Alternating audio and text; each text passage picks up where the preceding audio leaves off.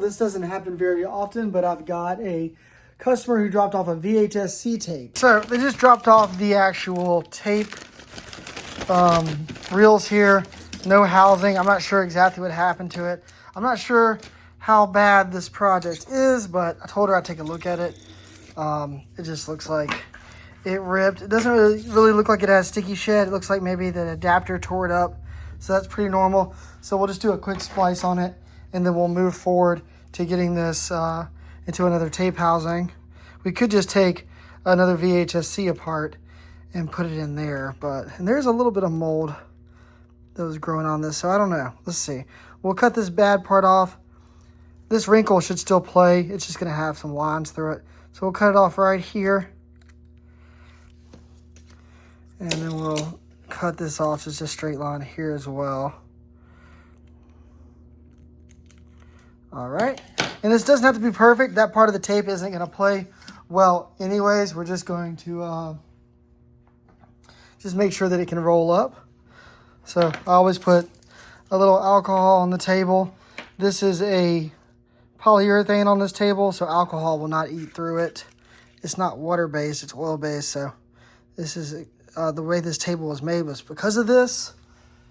So this is the kind of tape that I've been using lately. This is just a gift wrap tape, and this tape is really sticky, but it's also really flexible, so it really does well for tape splicing, in my opinion.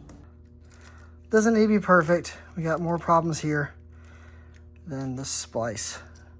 And this part of the tape is all of a half second, if that. So, which is probably pretty obvious, but the vhs-c tapes are VHS. They're just smaller and compact to fit in a small camcorder. So we'll take this out here. What I'm gonna do is, I'm gonna cut this here. I don't know if I have another reel I can use. It's the same one. Well, actually, this is the same reel, so I'll just use this one. I got a bunch of extra reels laying around. I need to get this side of the tape to this side of the tape so I can splice it. And I've been using these rewinders for a while, and I found that if I just do it right here on this part of the rewinder, it does it pretty easily.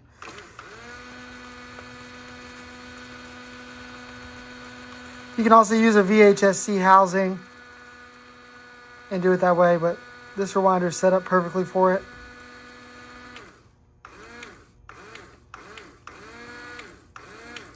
All right, so now that I've got this all the way to one side of the tape and I've cut it off the other reel, I'm going to splice them to this leader. Doesn't have to be perfect. We just got to get to where we can play the tape. So now that we've done this, we'll go back over to the rewinder. And now that we're on the rewinder, we're putting it fast forward. And we'll just let it wind up into the other reel.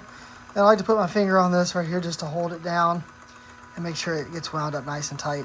So I could have just put this in another vhs-c housing, but I just figured I'd use this as an opportunity to show you this. Plus, I've got more VHS tapes laying around that I don't need than I do vhs-c tapes. So, all right, now that's rewound all the way to the end. We'll cut this at the leader as well.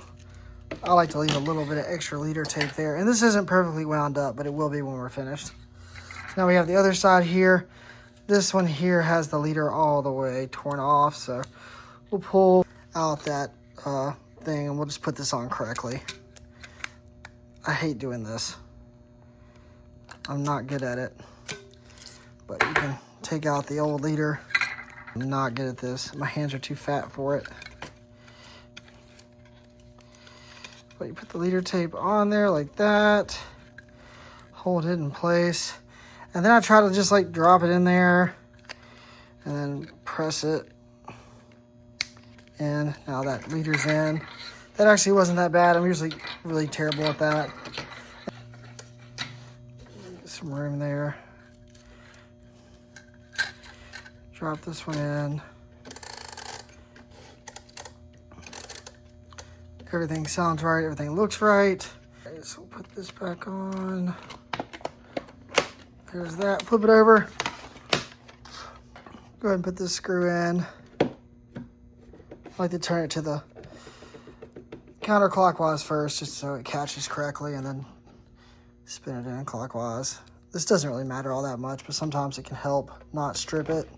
Turn to the right until you hear it jump, then turn to the left. And rewind it. That way it's nice and cleanly wound up. And in the meantime, we'll put a label on it.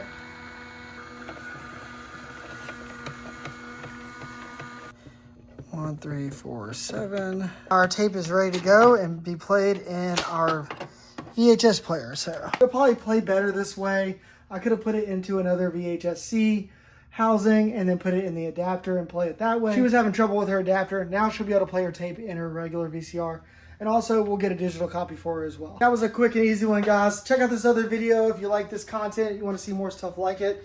Like and subscribe, and I'll see you in the next video. Thanks.